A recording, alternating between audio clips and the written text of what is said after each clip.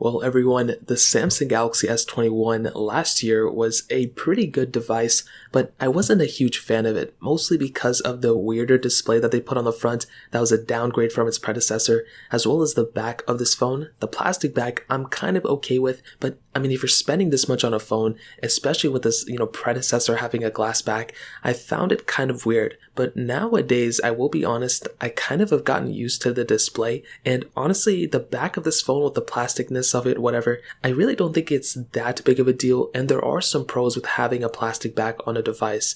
So I still think I would rather have the better build quality, but after cracking a ton of my phones throughout the last year or two, I kind of started appreciating some of these plastic backs, and if Apple even were to put a plastic back on an iPhone or some other manufacturer started doing that, I don't really think I would have that big of a deal with it. I mean, it would be a big deal at first, but I think you could slowly get used to it. Now with the Samsung Galaxy S21, it is about to be outdated. It's been out for a year now almost, and the successor of this phone is about to come out very, very soon. And with the Galaxy S21, I've been using this phone extensively throughout the last year. I made tons of videos on this on my main channel, but also I made tons of tutorials about this phone and on just Android in general with this phone on my second channel. So if there's an Android phone that I use as a secondary device, this was probably that device for the most part. This or the Pixel 5, but it was mostly the S21 at that time. Now if you want to buy this phone, I'll leave some links in the description. You can get that from there and help support the channel at the same time. Now, like I mentioned with the display, it's a 6.2-inch dynamic AMOLED display,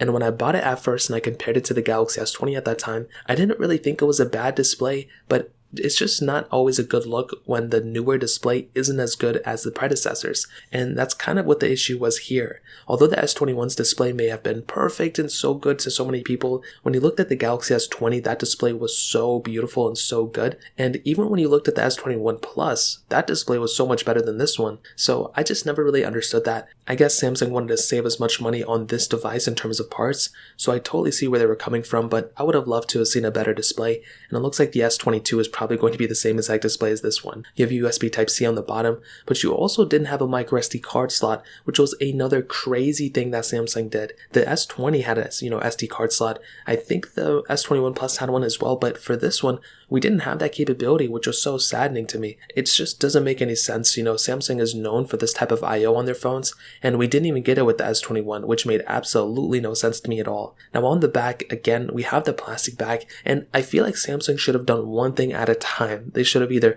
low resolution the display, they should have either removed the microSD card slot, or they should have put a plastic back. They shouldn't have done all three at the same time. Although this phone kind of visibly looks better than the Galaxy S20 on the back, there are still some pros with something like the S20 with the, better display in my opinion and the microSD card slot. So it's very weird they did everything at one time looking back, but I guess we kind of got used to it, and I think that's what Samsung wanted us to do. Now I'm complaining about it, but when I'm using the S21, I really don't think about it, which is pretty interesting. So maybe it's not even that big of a thing to complain about. So in terms of the outside, I still think it feels pretty good. It's not a bad feeling phone or bad looking phone, but I just wish, they didn't do everything at the same time. I wish they did, maybe a sporadic type of release or something, but what are we going to do now? Now in terms of the camera setup, we have a triple camera setup on the back. We have a 12 megapixel wide angle lens, 64 megapixel telephoto lens, then a 12 megapixel ultra wide sensor.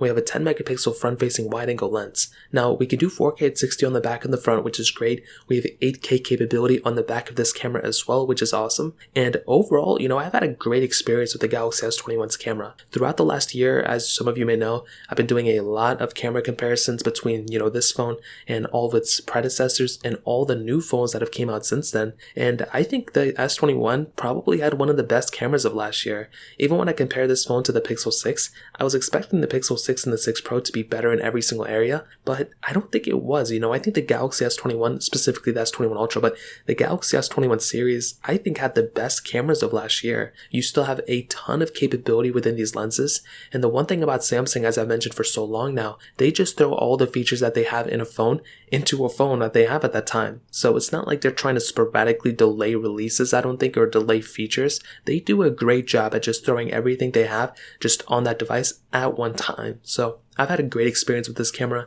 and I do think it's one of the best reasons to pick it up. But I do think on the downside of something like the S21, you do tend to have some issues with some applications. So like I mentioned before, like TikTok and Instagram and Snapchat, sometimes the quality isn't that great. Those are the main apps that I use, but if you don't really care about it, then it really shouldn't be that big of an issue. So in terms of the camera, I still think it looks great and feels great for sure. Well, it doesn't feel great, but it looks great for sure. Now, in terms of the longevity, this is another pretty big thing to keep in mind.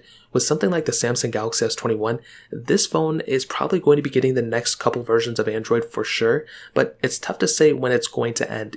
I think with something like the Galaxy S21, it's probably going to end maybe 2 to 3 years from now, so it's still going to be supported for sure. It's not going anywhere anytime soon. I would have loved to have seen maybe a little bit of a different approach from Samsung, maybe going a little bit more stock, but I've heard a lot of good things about One UI 4, and I've been using it a little bit too, and it seems like a lot of people are liking it. You can't really knock Samsung for trying to go, more of the stock approach, which I like, so that's a big thing to keep in mind. So in terms of the longevity, that pretty much covers it up there. Now in terms of the performance, the Samsung Galaxy S21 has that Qualcomm Snapdragon 888 chipset inside of it, the Adreno 660 GPU, and 8 gigs of RAM on every single model of this phone. Now, like I mentioned before, the performance of this phone has been great. I haven't really had too many complaints about this phone's performance, and I do think it's still one of the better performing phones that if you can go pick up, you'll have a great time with. I don't think it's a bad performing phone by any means, and like I mentioned, I've done tons and tons and tons of speed comparisons last year from this phone and this one, even this year with the Galaxy S21 FE that just came out, and this phone is still top tier. It still performs really well, it's still very smooth, and I'm super glad that this phone actually ended up getting that 120Hz display, because it really makes it feel that much more premium and that much more fluid when you're going through the whole entire UI. So although this phone isn't perfect, there's still some choppiness here and there is some bloatware on these phones that still isn't really the best thing in the world. I do think it's okay, and I feel like just the more I use this phone, the more I get accustomed to some of the weirder things I've had with Samsung. I feel like out of all of the Samsung phones I've ever owned, the Galaxy S21 is probably the one I've used the most, maybe the Galaxy S10 and S20, but the S21, because I made so many videos on this phone and so many comparisons and so many videos on my second channel, I've just heard so many good things about this phone. So I think ultimately the Galaxy S21's performance is still pretty good, and there really isn't that much to complain about in my opinion. So in terms of that covers it up there. Now, battery life, this phone has been tremendous in terms of battery life too. 4,000 mAh.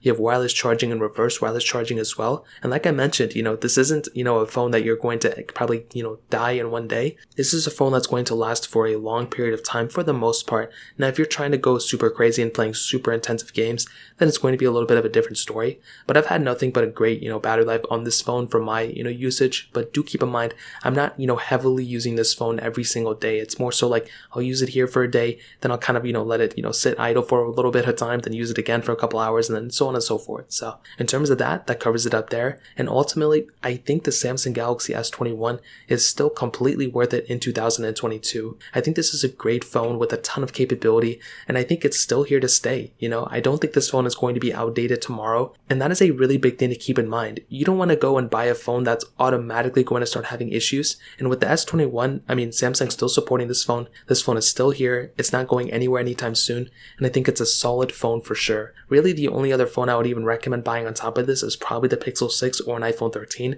but those phones aren't necessarily like crazy better than this one, and I would say, those are all in the same realm. So, if you don't want to buy an S21, I would consider a Pixel 6 or an iPhone 13. So in terms of that covers it up there. If you guys have any other questions or anything like that, let me know in the comment section below. Hit the like button, that'll mean so much, but definitely hit that subscribe button. More importantly than everything else, I love every single one of you guys. Hopefully I'll catch you guys in the next video. Peace out till then.